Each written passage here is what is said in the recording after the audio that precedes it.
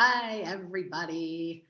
I'm here to teach you about Japan and imperialism. So, first, you have to know a tiny little history about the leadership of Japan.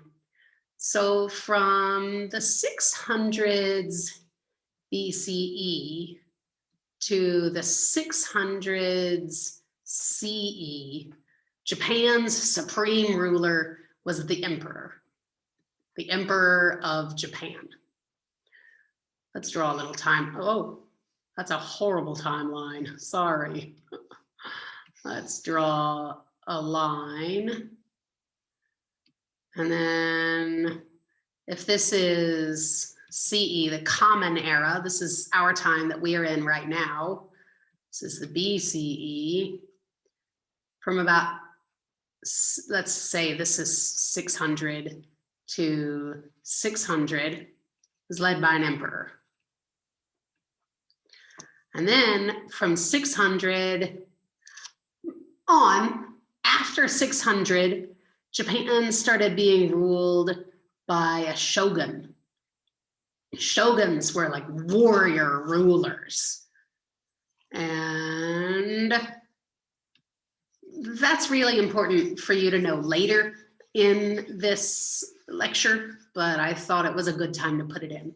So let's see here. Right now, we're going to do talking about the 1600s to the 1800s. There was discontent brewing in Japan. Discontent brewing. And why is that? Because the rulers were shoguns. This was like the supreme leader. And then daimyos. Yeah. And then a daimyo.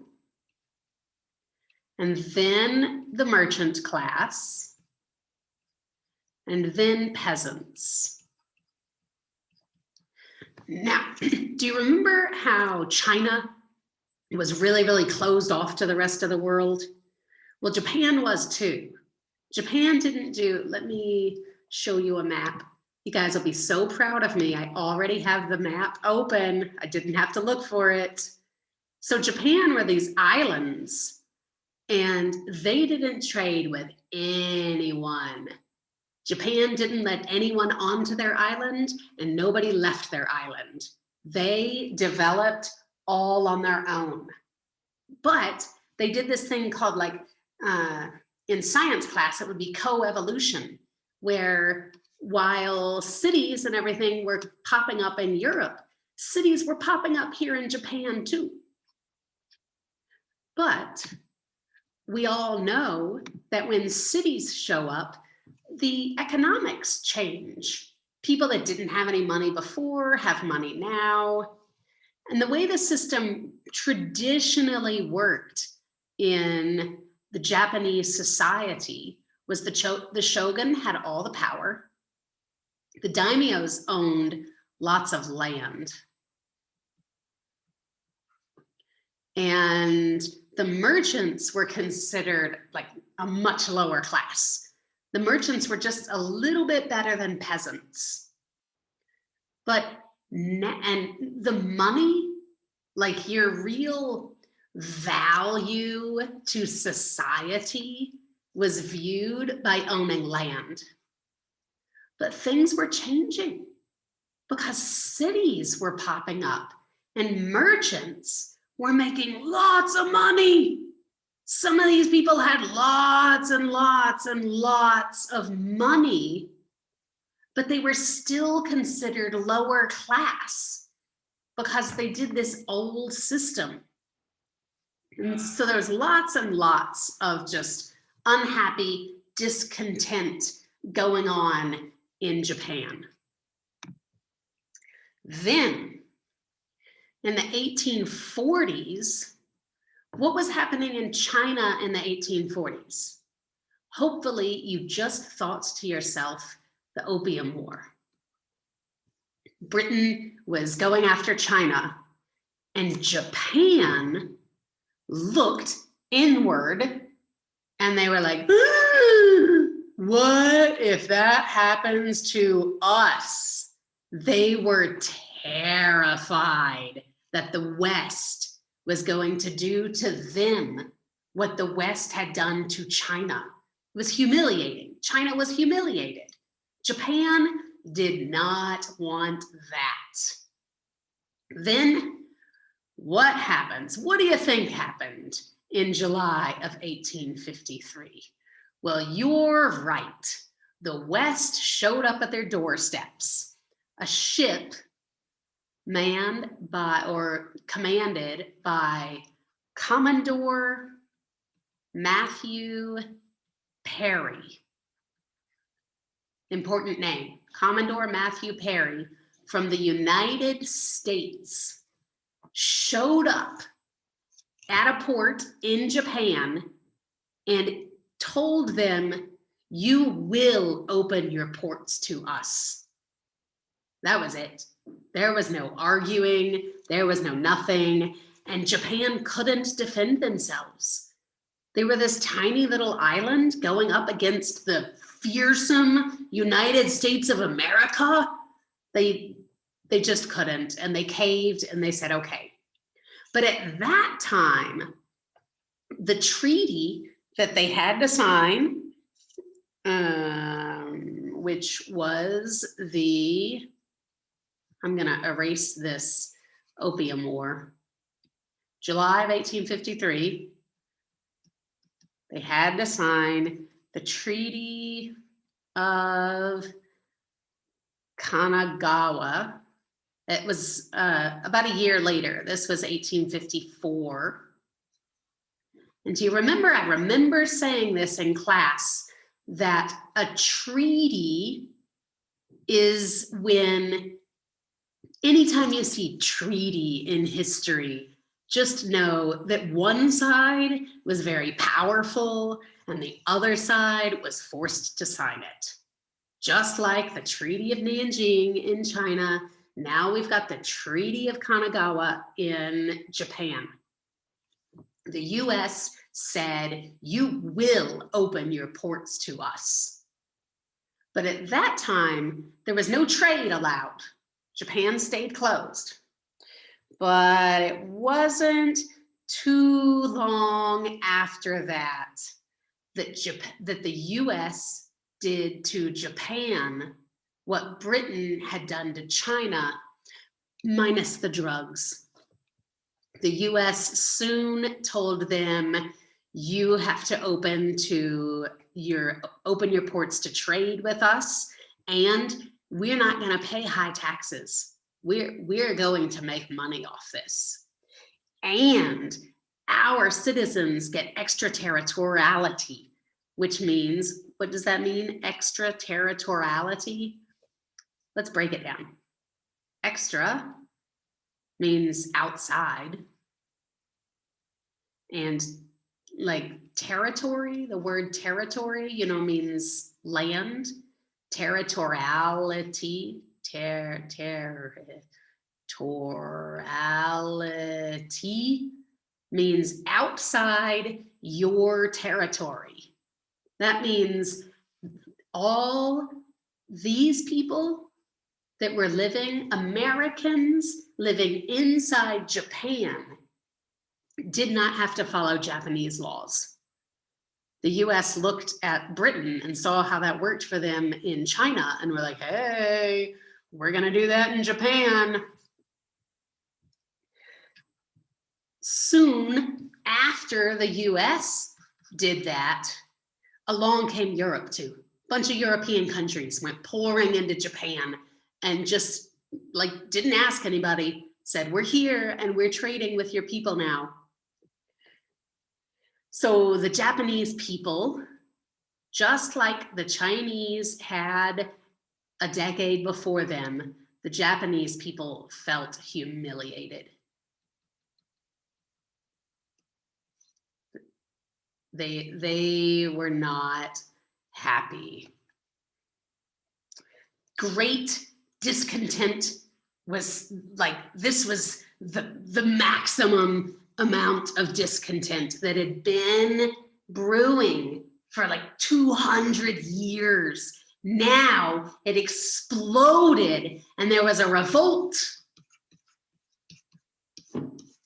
And the revolutionists won, and they reinstated, that means put back, an emperor. The emperor, when I say the emperor here, I don't mean like the last emperor because he's been dead for like 1,000 years, right? I'm saying the position of the emperor. They got rid of the shogun, ended that whole system, and reinstated an emperor. And this emperor was 15 years old. 15 years old. That's probably younger than any of you that are listening to my voice right now. No, maybe some of you are 15, but do you think you could be the emperor of a nation right now? Isn't that wild? Anyway, that's just a side thing. This guy, he was 15 years old, and his name was Mutsuhito. That's a U. Mutsuhito, and there's no space there. Let me just write it again. Mutsuhito. But just like many, many leaders worldwide, he changed his name. He took on the name Meiji. And Meiji means enlightened ruler. So he called himself the enlightened ruler. So really, like this name might come up in some trivia game you're playing sometime in your life. I recommend you learn it, but the most important name to remember is this one. Meiji was the enlightened ruler.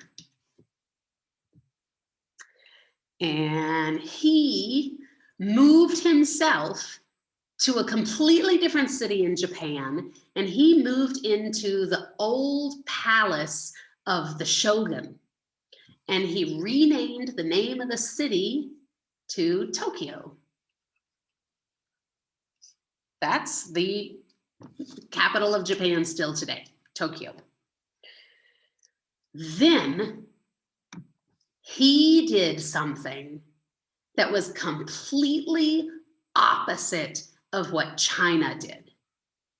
When China was confronted with outside beliefs, they locked down and got even stronger in their traditional beliefs and keeping foreigners out.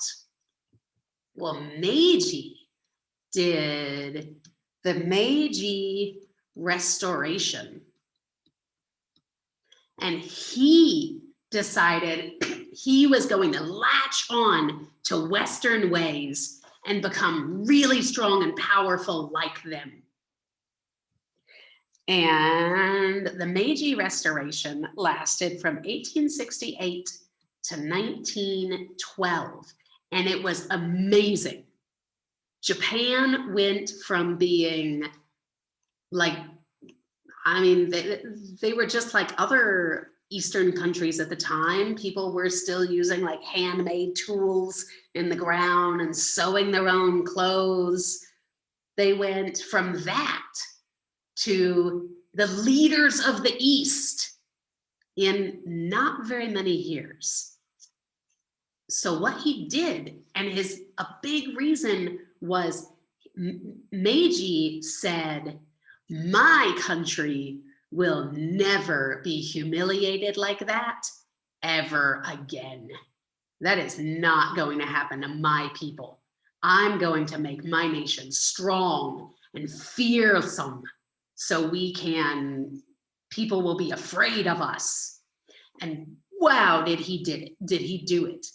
And he sent college students to the West to learn school. He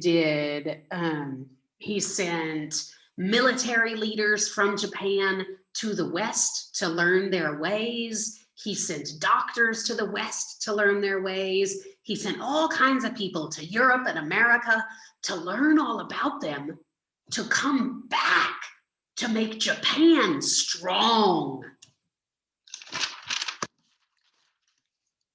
And he made major advances in the government. He based his government off Western governments, and great advances with technology, with technology, with the economy, with their customs. Like, they actually changed. When China closed down tighter and insisted on having their traditional ways that they had always had, Japan opened up and changed their customs and became more like the West.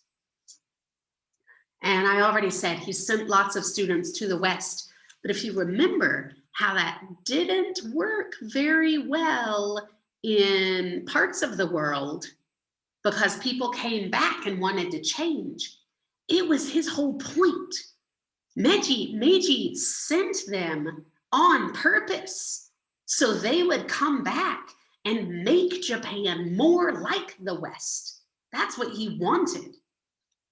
He wanted to keep their Japanese traditions alive and strong, but he wanted to strengthen his nation and make people fear his nation, because it was so humiliating when the US and Europe just came in and walked in and said, we can do whatever we want to do because we're big and strong and you can't fight us. He said, that is never happening to my nation again. So then he started having these imperialist dreams. Imperialist dreams. So Europe was taking over other countries. The United States was taking over other countries. Japan wanted to take over other countries. And where they looked first was Korea. Go back to the map. So here's China, huge, gigantic China. And here's Japan. And Korea is right in between the two. Now, today, it's two countries, but at the time, it was just one Korea. And Korea had always been what was called a tributary state to China. They had their independence, but they really understood that China was the big, scary country next to them. And if China wanted the Korean government to do something, the Korean government usually did it because China was so big and strong and intimidating next to them. Like, I don't know if a really big, strong person in your class came looming over you and said, I really think you should give me half your lunch. You might just give that person half your lunch. I mean, they don't have to beat you up. They don't have to do anything more than just look at you and tell you to do it. And you're, oh, okay. Well, that's kind of how Korea had always been to China. But now Japan is looking at Korea. And, Korea also had a closed door policy, a closed door policy is when you don't trade with others. You keep everything to yourself. Well, what do you think Japan did? Japan did to Korea what the United States had done to Japan and what Britain had done to China. So Japan, they did exactly what they said they were going to do. They got big and strong and powerful, and they looked over at the West and they said, we want to be like that. We want to start taking over other countries. And Japan went marching into Korea and said, you're going to trade with us. That you're going to do it. Korea, you're going to trade with us. And then that made China really angry because, of course, I had just said that China kind of had this power over Korea. And now Japan is just walking in and telling Korea what they're going to have to do. And that is when they got in their war in 1894. This is the same war that we talked about in the last lecture about China. This is the first Sino-Japanese war. So Japan went into Korea, China got really mad, and there was a big war. And at the end of the war, Japan was in total control of Korea, not only trading with them, total control. Now, Korea belongs to Japan. And also, Japan got Taiwan from China out of the deal.